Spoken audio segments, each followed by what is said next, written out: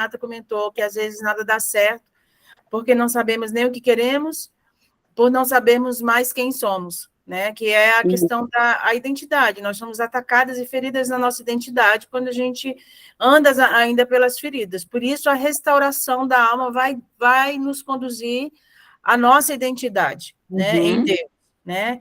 A Esther também comentou, percebemos que muitas mulheres estão perdidas em seus propósitos na casa do Pai. Nem me fale, Esther, nem me fale. É muito, né? Então, todas nós que estamos aqui, isso não é só para nós ficarmos assim, conversando, né, aqui. Com certeza vão aparecer várias pessoas na vida de vocês, para vocês ajudarem. Com isso que vocês estão aprendendo, com isso que vocês estão sendo curadas, para vocês ajudarem outras pessoas. A seara é grande. E os trabalhadores são muito poucos. São muito. Amém? Aqui tem filhas com propósito, né? E aquele capítulo, assim, é um assunto que eu vou ter que me controlar para não falar muito tempo, porque eu gosto muito de falar sobre isso. Nossa, manipulação e controle. Muito bom. Né? Eu gosto muito de falar sobre isso, porque é um assunto, assim, que cai muito na questão da mulher, tá? Existem homens que manipulam e controlam, sim. Mas a manipulação e o controle, elas vão diretamente em oposição a uma coisa chamada influência, tá? Porque influenciar é diferente de manipular e controlar. A influência, ela está no caráter da ajudadora idônea. Sabe aquela ajudadora idônea que Deus criou? Então, essa mulher somos eu e você. Então, o que quer dizer ajudadora idônea? A palavra idônea, ela significa que aquilo que eu sirvo o outro, eu não viso um benefício próprio. E o ajudador idôneo é um atributo do caráter de Deus Pai que ele compartilhou só com as mulheres, assim como tem outros atributos que ele compartilhou com o homem. Então, a gente começa a ver que a influência da mulher, lá já em Gênesis 3, a gente já percebe, com a queda do homem, a influência da mulher mas usada de uma forma caída, tá? Então, se nós não usamos a influência bíblica, nós vamos para a manipulação e para o controle, tá? E aqui eu já vou assim, ó, vou direto ao ponto, tá? Você quer ver o nosso poder de influência, né? Muitas pessoas falam assim, uma boa mulher, ela levanta o homem, uma mulher ruim, ela derruba o homem. Isso é verdade mesmo, tá? Por quê? Por causa do caráter desse de ajudador idôneo, né? Então, a gente precisa ver. Uma mulher cheia do Espírito Santo influencia. Uma mulher cheia de si mesma, ela manipula e controla.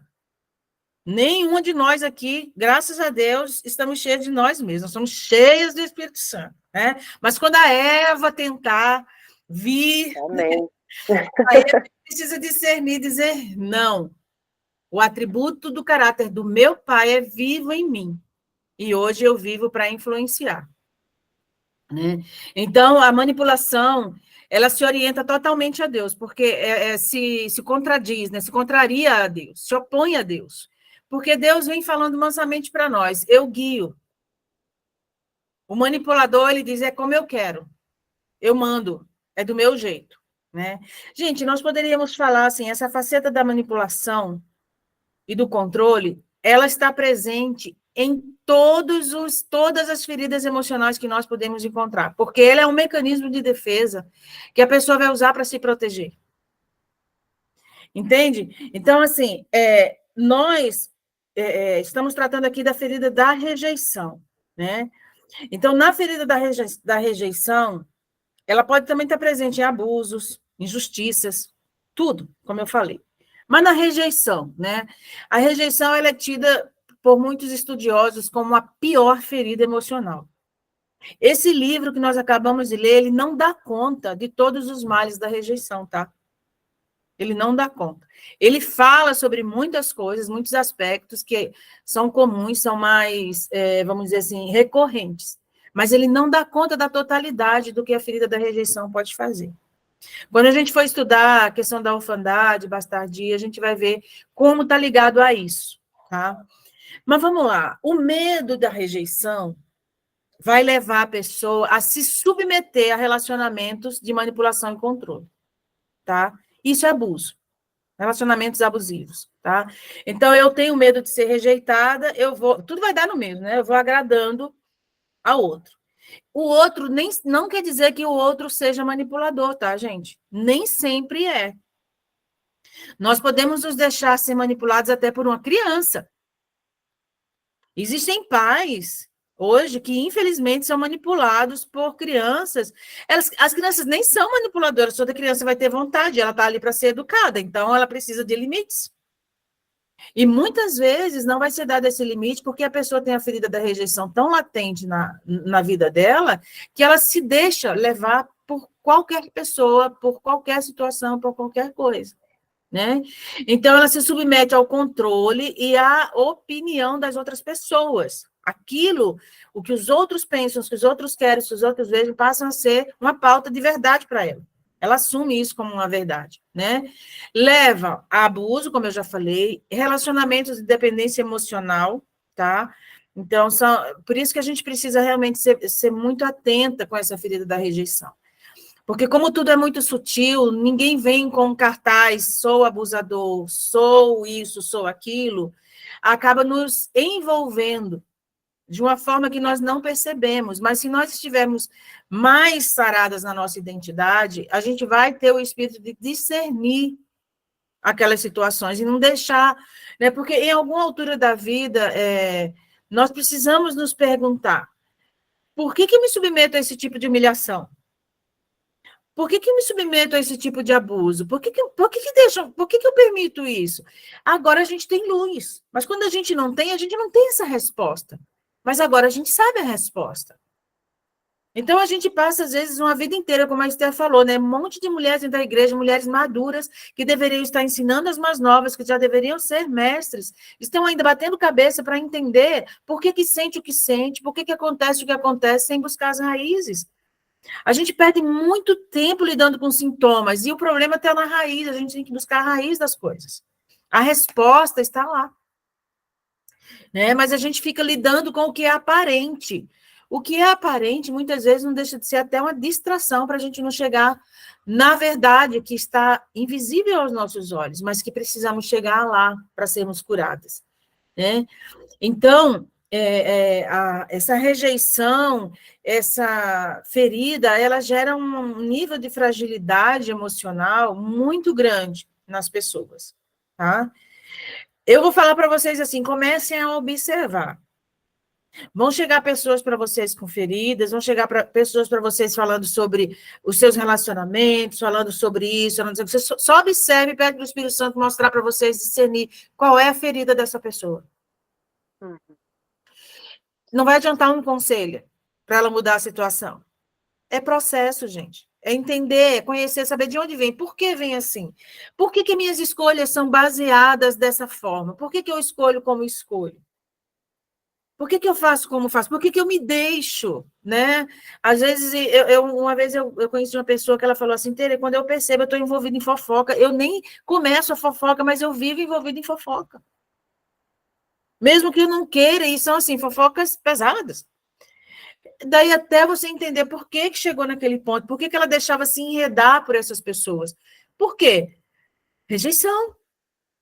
Para não dizer não, parou aqui, ela acabava ouvindo, concordando, comentando para ser igual às outras pessoas, para poder ser aceita, saber poder conviver naquele meio, para poder se sustentar no meio em que ela vivia. Aí a pessoa começa a participar de um padrão que é antibíblico, que é fora da palavra de Deus, para ser aceita, né?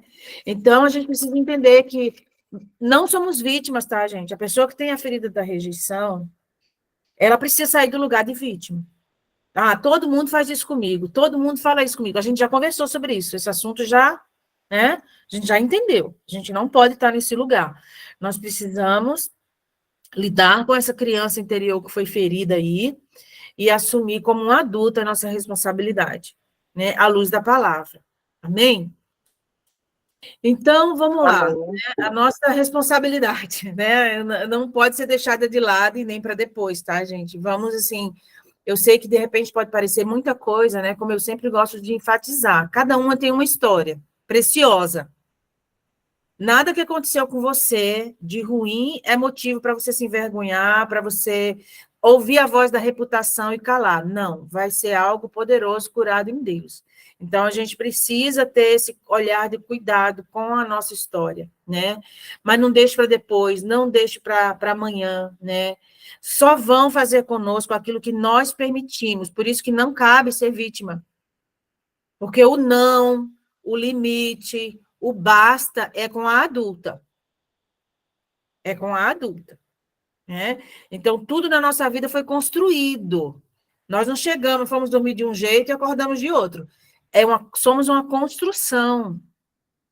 Tem tijolos que foram nossos pais que colocaram, mas agora, como adultos, a gente faz a reforma da obra, da edificação. A gente remove aquilo e coloca o tijolo certo, que vai dar a sustentação correta.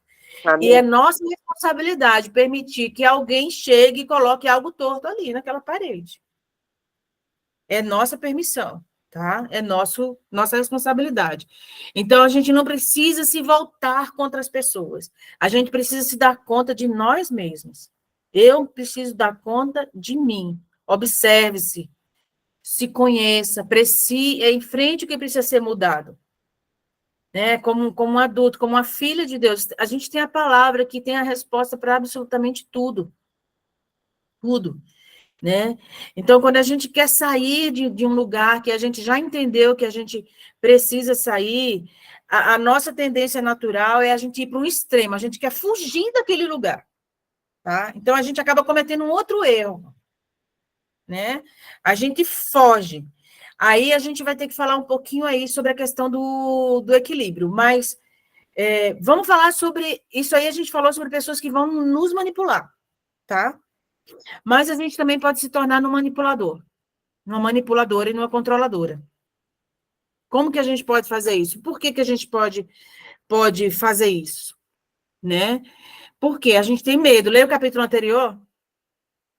A gente tem medo de ser ferida novamente. Olha o sentimento aí de novo, se movendo para o sentimento. Medo de ser ferida novamente, motivado pelo medo de que aconteça de novo. Né? Então, o medo de ser rejeitado, vou me deixar controlar. O medo de eu ser ferida novamente, eu passo a controlar e manipular. Porque aí eu estou de dona da situação, nada foge do meu controle, eu não corro riscos. Mas não existe relacionamento sem correr risco. O próprio Deus nos ensina na palavra, ele nos amou primeiro. Ele correu risco ou não? Todo mundo vai aceitar Jesus porque ele foi para a cruz? Mesmo sabendo que alguns não o amariam, ele arriscou. Ele se entregou. Então, a gente entra nesse lugar de controle para não correr risco. Sempre também. Senão a palavra não falava, né?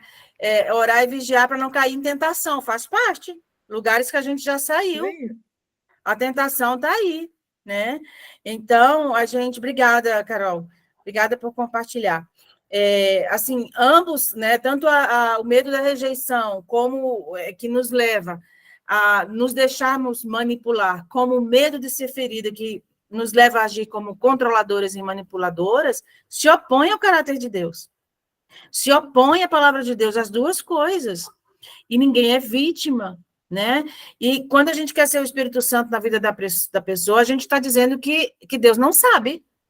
A gente está querendo fazer o trabalho de Deus na vida da pessoa. A gente impede, veja como o controle e a manipulação, ela impede o agir do Espírito Santo na nossa vida e na vida das outras pessoas, porque se eu estou lá fazendo, o Espírito Santo está lá só esperando a vez dele, porque ele é educado, né? Então, eu estou lá. Quem nunca ficou olhando o celular? Quem nunca ficou nervoso, ansioso, preocupado? E aí eu digo de novo, nunca anda sozinho. Vem com ansiedade, vem com preocupação, vem com vitimismo, né? Porque o manipulado, coitadinha de mim, né? Sempre fazem isso comigo, então eu deixo para eu ser amada, para eu ser querida. Não, gente, vitimismo não cabe mais, né?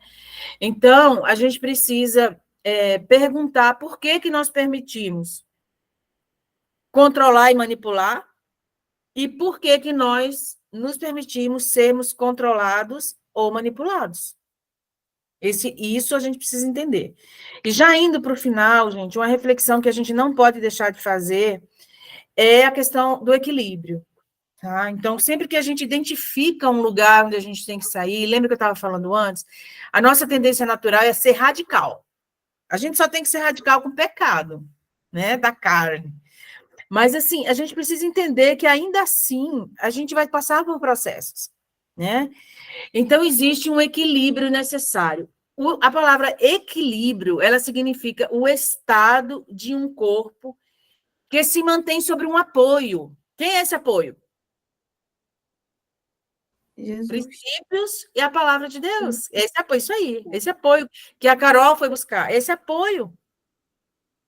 Então, isso é o equilíbrio.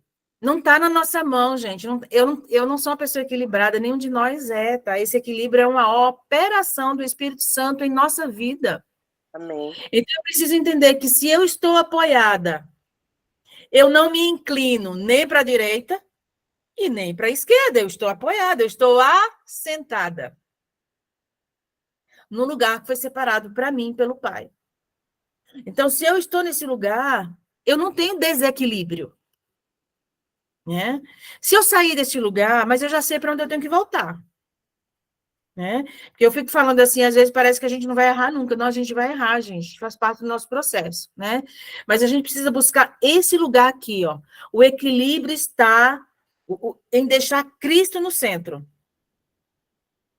Se ele não está no centro, eu estou no centro, eu estou indo para o humanismo. Se outra pessoa está indo no centro, eu corro o risco de estar cometendo o pecado da idolatria. Estou botando alguém no centro. E olha, gente, vou falar uma coisa para vocês. A gente pode idolatrar um sentimento, a gente pode idolatrar uma pessoa, a gente pode idolatrar um relacionamento, a gente pode idolatrar um bem, uma conta bancária. Tudo aquilo que está no lugar que seria de Deus é um ídolo. Tem até um livro que fala, né, sobre os ídolos do coração e paixões do coração, uma coisa assim. Então, como é que a gente vai caminhar nesse lugar de ser curado? Pela rejeição. Né? Já, agora indo para o final mesmo. A gente precisa da edificação, da exortação, do encorajamento, da coragem também, tá? A gente também precisa do elogio saudável, tá? Porque, inclusive, né, a palavra de afirmação, o elogio, ela está entre uma linguagem de amor, né? Que a gente precisa entender que nós temos uma alma também, né? Isso é um bom equilíbrio, mas também a gente precisa se submeter à correção, tá? Não só a correção no quarto, mas uma correção de pessoas que exercem uma autoridade sobre a nossa vida, né? Um líder, um pastor, uma pastora, pai, mãe, esposo, né? Tudo de uma forma saudável, tá? Por quê? Porque, se eu quiser sair da rejeição de uma vez, eu corro o risco de ficar surda para o conselho. Eu posso ir para um lugar de eu saio de uma passividade e vou para um lugar de rebelião. E não é isso. Tá? Não é isso. Lembra do equilíbrio? Por isso que Deus é perfeito, né? Ele nos traz para um lugar de equilíbrio. A gente vai saber de primeira ir para o equilíbrio, Tere? Não, claro que não, mas a gente sabe que tem que ir. Então, aquilo que eu sei já me liberta. A verdade me liberta. Se eu não soubesse, eu ia ficar lá, né? Fora do apoio. Mas o equilíbrio, peraí, deixa eu voltar para o apoio que é Cristo. E aí eu consigo manter uma trajetória mais constante e perseverante. Eu preciso aprender consigo aprender a humildade e a mansidão de Jesus, né? Então, biblicamente, a gente precisa ter autoridade saudável sobre a nossa vida, tá? Para a gente ouvir, para a gente se deixar exortar nossos pontos cegos, para a gente buscar um conselho, para a gente pedir um feedback. Senta aqui, como é que eu estou aqui? Me olha, me diz. A gente precisa disso, isso é saudável. Isso dá, assim, ó, vários tapas no nosso orgulho, sabe? O orgulho de estar certo. A gente acaba com muita coisa só pelo fato de se submeter ao conselho de alguém e pedir um feedback, não andar sozinho, né? Então, qual é o propósito disso tudo, dessa exortação? Da restauração, de reintegrar a pessoa, para a pessoa o quê? Ter a sua identidade afirmada e cumprir o seu propósito, não é para ficar na nossa cola. vira amigo de infância, mas a pessoa tem que cumprir o propósito dela. A conexão sempre tem que ser a pessoa, levar a pessoa para a conexão do Pai, não para a conexão com a gente, não para a ligação com a gente, né? Então, a gente precisa sempre lembrar de onde Deus nos tirou, ter esse olhar com o outro também, não só conosco. Isso vai nos ajudar, né? E, por fim, eu queria deixar um texto bíblico com vocês, para vocês lerem, que é Isaías 53, que é um texto onde ele fala o que Jesus padeceu na ferida da rejeição, né? Ele mesmo foi rejeitado. Isso é uma meditação importante para a gente fazer quando a gente for tentado a se sentir dessa forma, tá? Então, o desafio é eu não mais me sentir dessa forma, é eu saber quem eu sou. E não deixar mais que essa ferida me atormente, né? Conexão com Deus, identidade restaurada, vida devocional, um discipulado. Gente, e se necessário, uma terapia, sim, com psicólogos bons, cristãos. Amém, glória a Deus. Onde tem a cruz e o sangue de Jesus, amém.